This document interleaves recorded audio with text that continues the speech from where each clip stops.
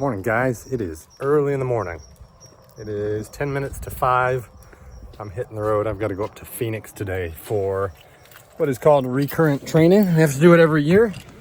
Basically a day's worth of classes and things to review company policies and FAA regulations and things like that. Pretty exciting. Glad you're coming along.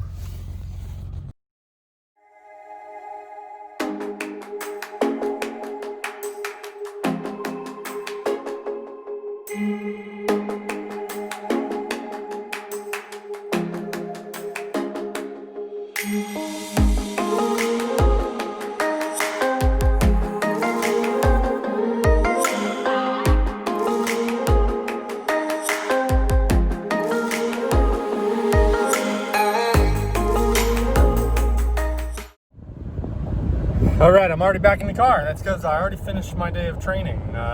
So every year I have to go to our main office location there in Phoenix and do some recurrent training. So we go over what's changed with policies and regulations over the year, if there have been certain different policies or regulations that have caused problems. We have FAA inspections and audits fairly regularly, so what the common findings were on deficiencies and things like that. So it's 6 or 7 hours of excitement is pretty much what it is. And I have completed those 6 or 7 hours of excitement, and I am now on my way back home. So about another 2 hours or so, a little over 2 hours, and I will be back home. And then Monday, I get to do it all over again. I've actually got to come back on Monday for a check ride. So I've got to fly with a check airman and make sure that I can fly safely and perform all the maneuvers to the required standards. So that will happen on Monday afternoon.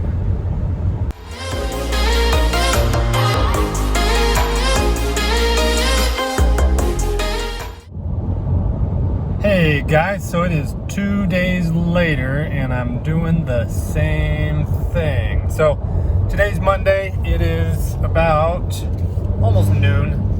And I'm headed back to Phoenix. I've got an emergency procedures flight this afternoon, so we just review all the emergency procedures for the helicopter, and then tonight we do our check ride at night. So once the sun goes down, probably around 7 p.m. or so tonight, I'll go out and do a check ride and perform all those emergency procedures and demonstrate that I can do them per the standard.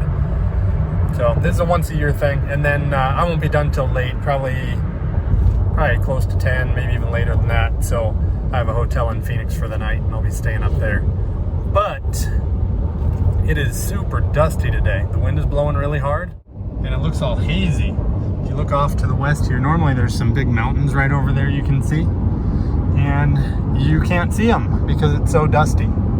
So that's making everybody's allergies go crazy, of course. Lots of fun.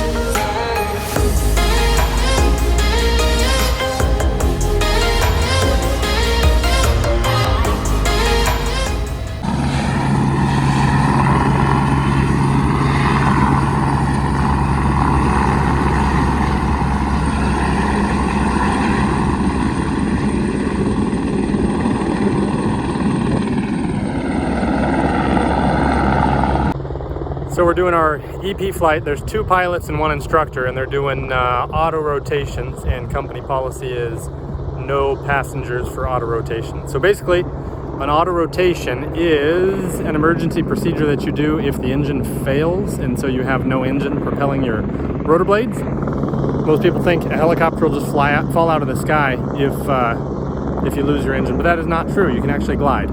So that's what they're going to be working on right now, and I'm going to be watching. And then once they're done flying, I'm going to take my turn. But I'll take a couple videos of auto rotations. If you're interested in how an auto rotation works aerodynamically, there's lots of YouTube channels. Smarter Every Day did a really good one. Maybe I'll link that in the description below. Oh, here they go, getting ready for their auto rotation.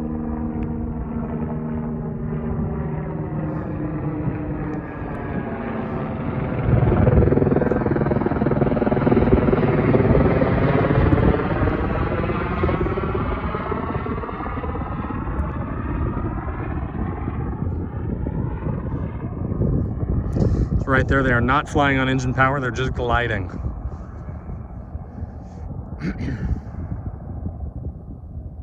And you do a little flare at the bottom. And there you go, on the ground, just like that. So this little guy coming along, I can't even see him on the camera. I can see him in real life though. Probably up here somewhere. He's doing auto rotations as well. That's a small piston engine helicopter. So it's got a piston engine like a car engine. Those are used for training. I flew those for a couple of years. The aircraft that we fly is a turbine engine helicopter, so it doesn't have pistons like a car. It's a jet engine basically. He's doing auto rotations as well. Here he goes. There goes the power failure. And so he is just gliding right now. He's not flying with engine power. And you can turn, you can maneuver, you can speed up, you can slow down. The only thing is you can only fly down. You can't really fly up. Just like gliding in an airplane, you can only glide down. Get stabilized. Does a little flare, so the nose goes up to bleed off the airspeed. And then with the momentum in the rotor blades, you can set it down.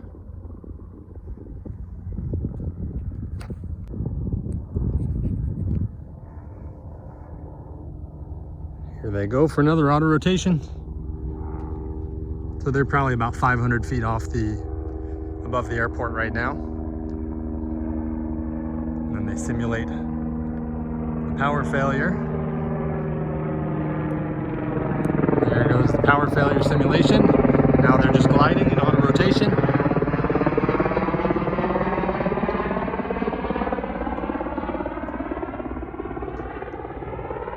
Then once you get to 50 feet or so, you do a little cyclic flare, so the nose goes up and you start bleeding off your airspeed.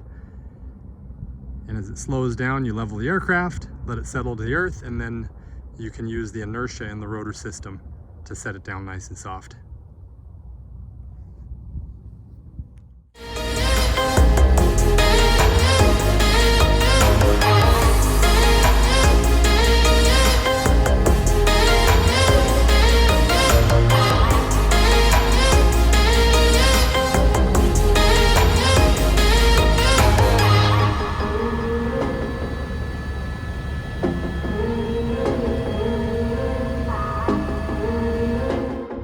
Morning guys, back in the car bright and early this morning, on my way home. Last night everything went well with the check ride, so I get to keep flying for another year.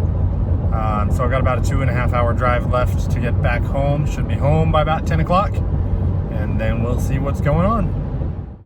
So we keep thinking our garden must be getting near the end, but it's gone for not even 24 hours. And I just went out to the garden to harvest what has grown. I guess we went out on Saturday and cut everything. Today is Tuesday, so it's been a couple days. This is everything that I picked just today. Bunch of peppers, bunch of okra, lettuce, squash, pumpkins, lots of stuff. And we keep thinking it's dying, and it's got to be near the end. And you still leave some, right? Yeah, there's still a lot of bell peppers. There's still Pumpkin. lettuce growing. There's tons of pumpkins growing. Yes.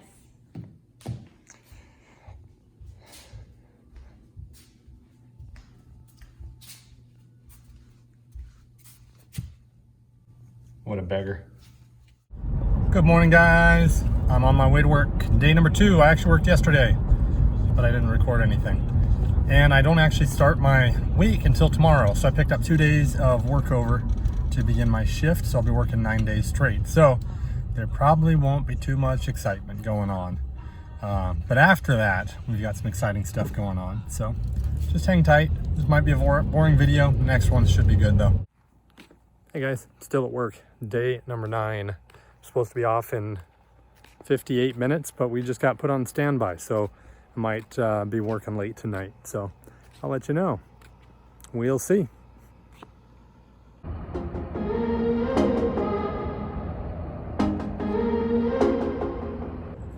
Well, we ended up taking the flight. So here we are in Tucson at St. Joe's.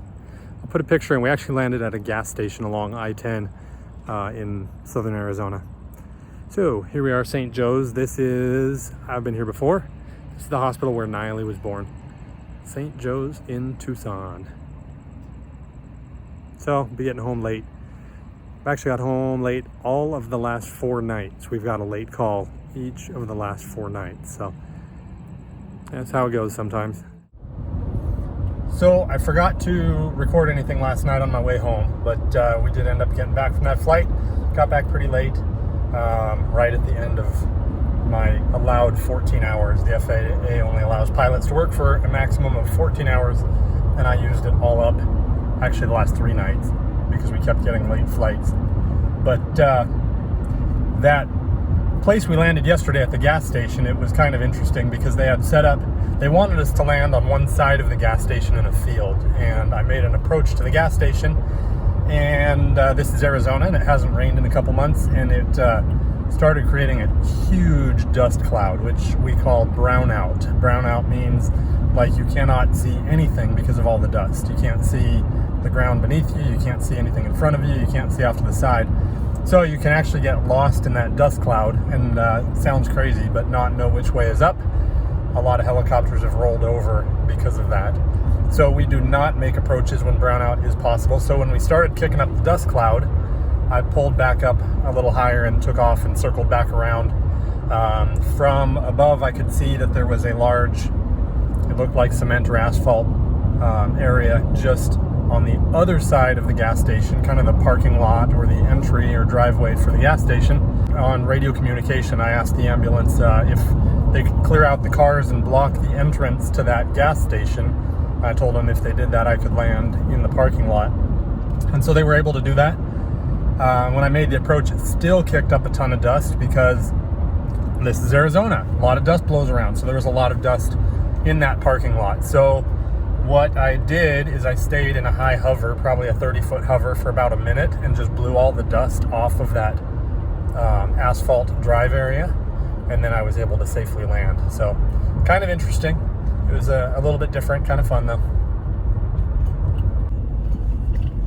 So this is an interesting video because it has kind of just bits and pieces from about the last week and a half, almost 2 weeks actually. Not very continuous on this video, but just bits and pieces. So